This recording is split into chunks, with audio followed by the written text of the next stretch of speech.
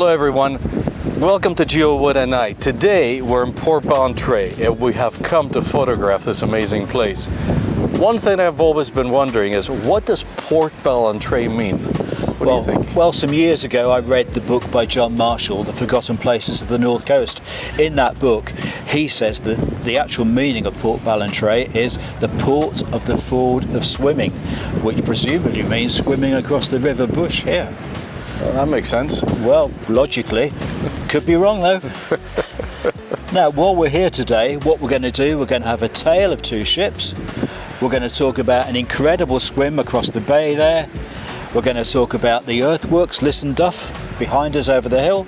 And if the clouds clear, we might end up with a nice piece of photography, something called the vanishing point.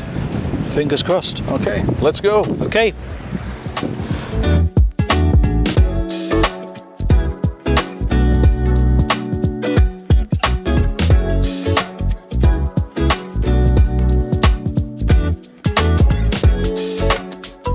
Okay, we've got another story about Portballantrae, and this involves Runcarrier House. The McNaughton family lived there, and in the late 1800s, the Honourable Florence McNaughton was rather concerned that the man in charge of the Black Rock salmon fishery building drank too much whisky. She confronted him about this, and she said to him, "Would you stop drinking whisky?" And he said, "I'll stop drinking whisky if you swim across Bushmills Bay." She did. He did. End of story.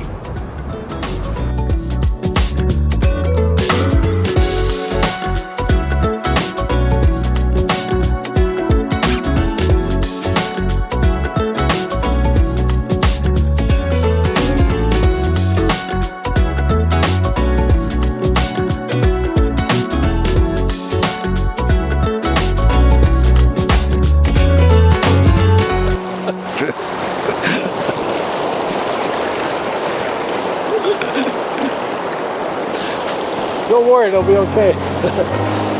Okay folks, a tale of two ships. This is the first of them.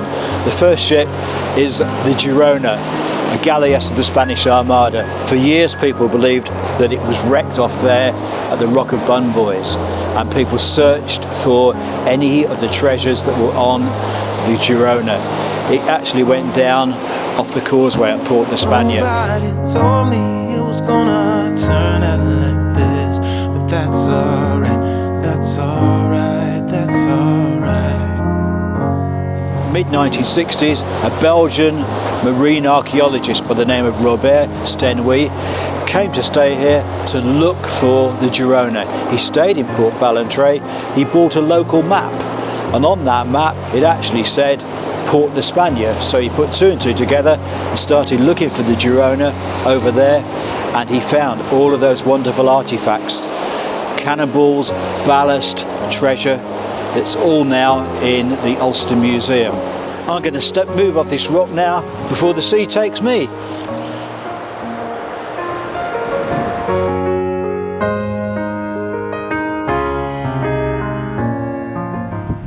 We're at Lissenduff now at Portballantrae, one of the most important sites potentially along the north coast. This is a Bronze Age earthworks, and from above you can see why it's called the Cups and the Saucers. It was a water ritual site.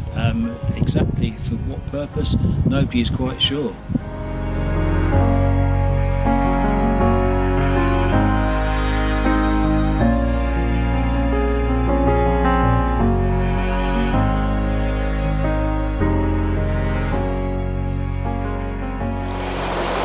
Okay, the second boat that we associate with Portballantrae, 5th of May 1918, and a furious engagement off here with a U-boat, the U-119, and the SS Wheatear. The two of them engage in an hour-long battle, with shells landing all along here. Portballantrae becomes the only place in the island of Ireland that was actually shelled during the First World War. There weren't any casualties apparently other than a cow.